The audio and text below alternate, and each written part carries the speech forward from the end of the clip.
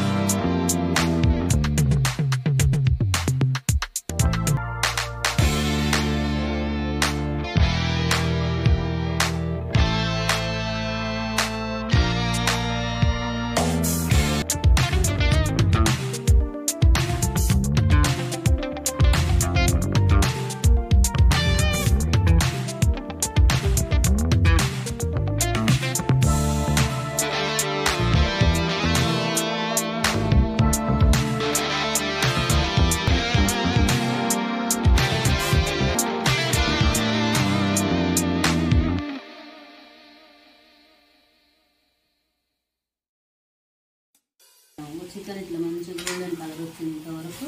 Okay.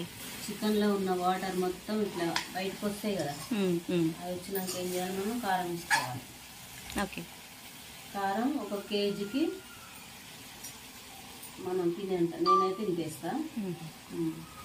అంటే ఒక్కొక్కరు ఒక రకంగా తింటారు. కారం ఎక్కువ తినేటోళ్ళు 1 స్పూను, తక్కువ తినేటోళ్ళు 2 స్పూన్లు, అట్లా తగినంత ఉప్పు.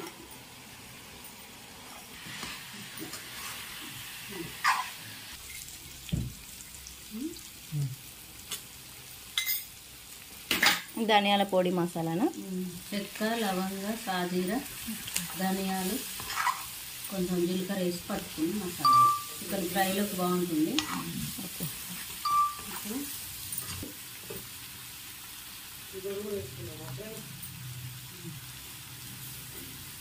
ఇంతే స్పెషల్ చికెన్. బిట్టు కోసం అమ్మమ్మ చేసిన స్పెషల్ చికెన్. బిట్టు సర్ప్రైజ్.